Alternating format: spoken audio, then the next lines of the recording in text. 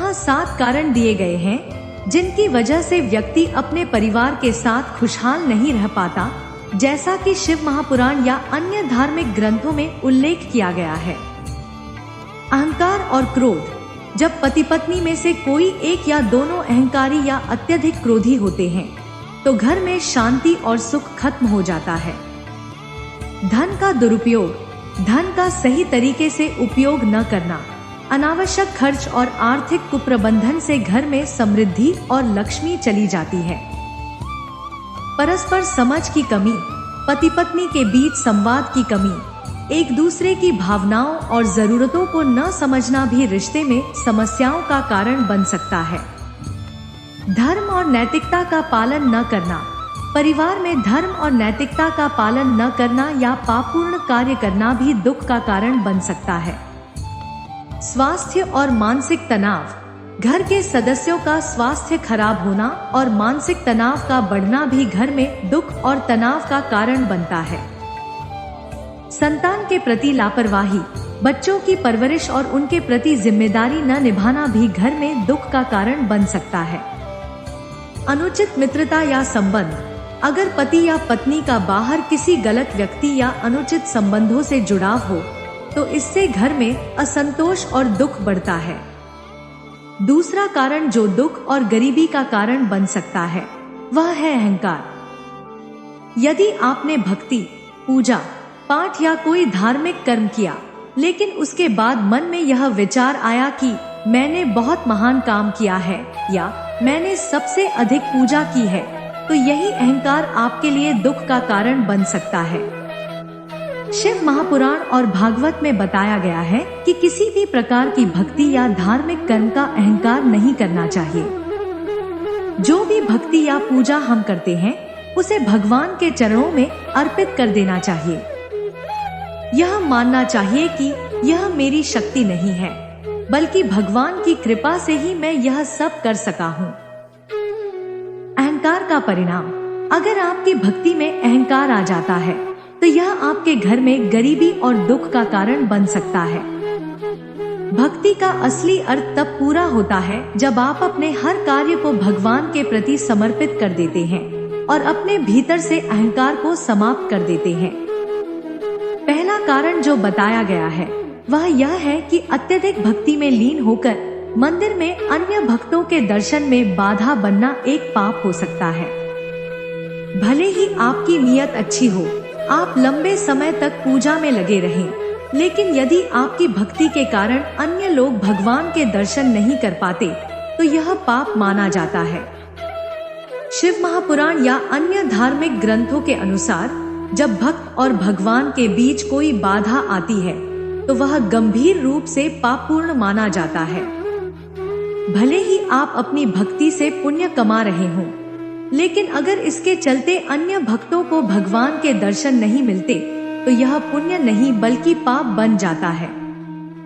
तीसरा कारण दुख और संकट का यह है कि भले ही आप गुप्त दान, भजन, पूजा पाठ या धार्मिक कार्य कर रहे हों, लेकिन अगर आपके शब्दों या व्यवहार से किसी अन्य व्यक्ति के दिल को ठेस पहुंचती है या आपकी बातों से किसी की आंखों में आंसू आ जाते हैं तो यह भी एक बड़ा पाप माना जाता है। परिणाम। अगर आपने भक्ति और पूजा के दौरान अच्छे कर्म किए हैं लेकिन आपके व्यवहार या वाणी से किसी को दुख पहुंचता है तो आपके घर में संकट आ सकता है। चाहे आप कितनी भी भक्ति कर लें, अगर आपकी वजह से किसी की मुस्कान छिन जाती है तो इसका नकारात्मक प्रभाव आपके जीवन और घर पर पड़ सकता है। चौथा कारण महत्वपूर्ण कारण बताया गया है कि भले ही आप 1000 दीपक जलाएं, मंदिर में जाएं, दान करें, पूजा पाठ करें, लेकिन अगर आप किसी के दुख को हरण कर उसके चेहरे पर मुस्कान लाते हैं तो यह सबसे बड़ा पुण्य है। असली पुण्य। यदि आपकी वजह से किसी व्यक्ति के चेहरे पर मुस्कान आ जाती है या आपने किसी का दुख दूर कर दिया तो यह कार्य 1000 दीप जलाने और बड़े बड़े धार्मिक कर्मों से अधिक पुण्यदायक है।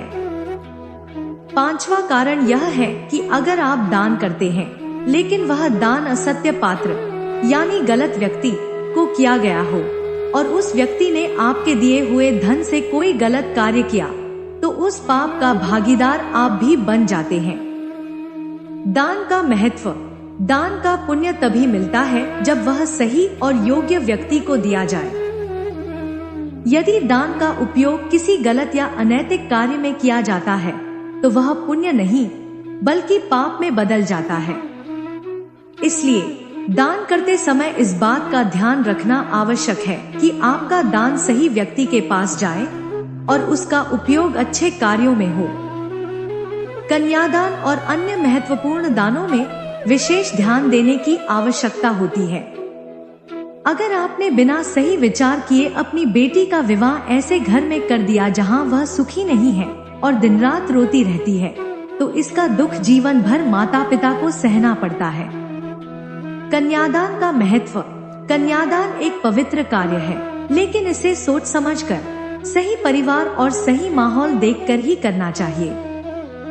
अगर बेटी का विवाह किसी ऐसे परिवार में होता है जहां उसका सम्मान नहीं होता, तो इसका परिणाम सिर्फ बेटी ही नहीं बल्कि उसके माता पिता को भी जीवन भर दुखी करता है।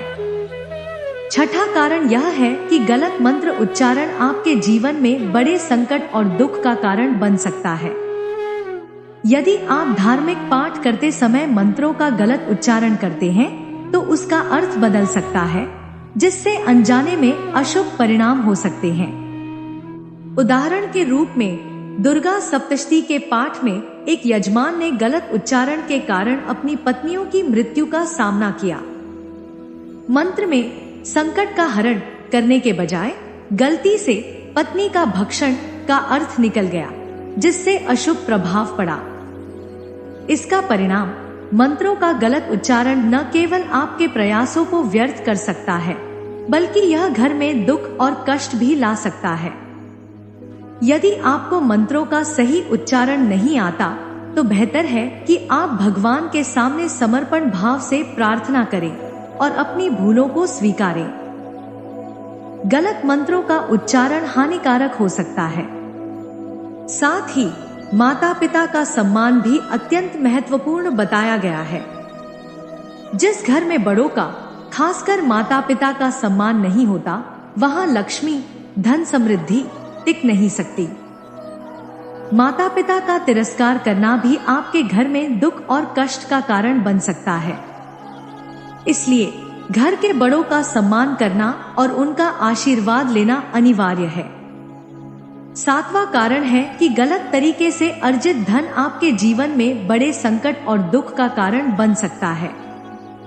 अगर आपने मेहनत और ईमानदारी से कमाए गए धन के साथ साथ किसी गलत तरीके से धन कमाया, तो वह दूषित धन आपके मेहनत के धन को भी प्रभावित कर सकता है और आपके जीवन में समस्याएं पैदा कर सकता है। गलत तरीके से अर्जित धन। यदि आप धन कमाने के लिए गलत, अनैतिक या धोखाधड़ी के रास्ते अपनाते हैं, तो यह न केवल आपके धन को दूषित करता है, बल्कि आपके जीवन में स्थायी दुख और संकट भी ला सकता है। गलत तरीके से कमाया हुआ धन आपके ईमानदारी से अर्जित धन की पवित्रता को भी नष्ट कर सकता है और आपके प्रयासों पर पानी फेर सकता है। समाधान।